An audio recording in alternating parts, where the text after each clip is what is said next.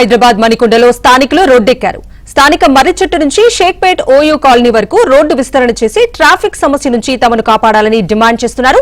2 లక్షల మందికి పైగా జనాభాతో రద్దీగా ఉండే మణికొండ ప్రాంతంలో 40 ఫీట్ల ఇరుకు రోడ్లతో ట్రాఫిక్ సమస్య పెరిగిందని పెద్ద ఎత్తున నిరసన తెలిపారు. దీనిపై మరింత సమాచారాన్ని మా ప్రతినిధి నుమాన్ అందిస్తారు.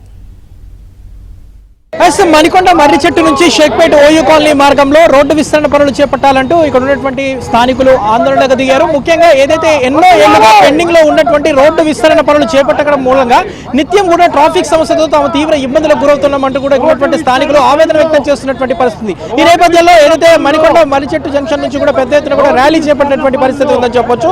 చెప్పండి, ప్రధానంగా ఈ రోజు ఇంత పెద్ద ఎత్తున ఈ నిరసన కార్యక్రమం తెలపడంతో ఏం చెప్పదలుచుకున్నారు ప్రభుత్వానికి? ఇక్కడ స్థానిక ప్రజలు మణికొండ వాసులు ముఖ్యంగా ఏంటంటే ఈ మర్రి చెట్టు నుంచి OU colony road original plan ప్రకారం ఇది మాస్టర్ ప్లాన్లో 100 ఫీట్ రోడ్డు, కాకపోతే ప్రస్తుతం ఇది హార్డ్లీ 40 ఫీటే రోడ్డు ఉంది.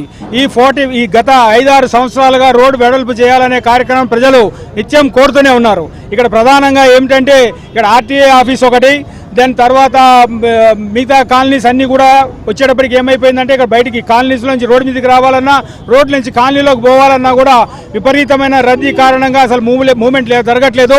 గత ప్రభుత్వం ఏడాది క్రితం ఎలక్షన్ ఏడాది ముందుగా ఒక అడ్మినిస్ట్రేటివ్ శాంక్షన్ ఇచ్చింది, కానీ ఫండ్స్ అలాట్మెంట్ చేయలేదు.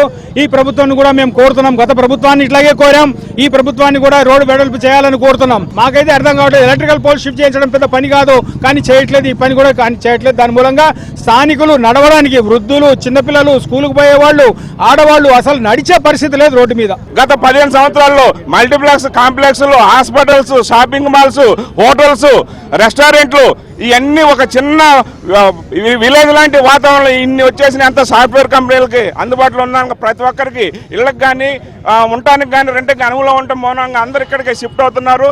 ఇంత మంచి ప్రజా సమస్యలని ప్రజలు కూడా తొందరగా దృష్టి పెట్టి తొందరగా పరిష్కరించాలి. ఇంకోటి, ఏదైనా ఒక రోడ్డు ఫస్ట్ లో మీకు శాంక్షన్ అయినప్పుడు మాస్టర్ ప్లాన్ అనేది కంటిన్యూస్ గా కంపల్సరీగా ఉంటుంది.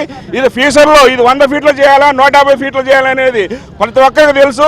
అన్ని తెలిసి కూడా ప్రభుత్వం ఇంతవరకు రోడ్డు విస్తరణ పనులు నిమ్మకి నీరు ఎక్కట్టినట్టుగా ఉంటున్నారు.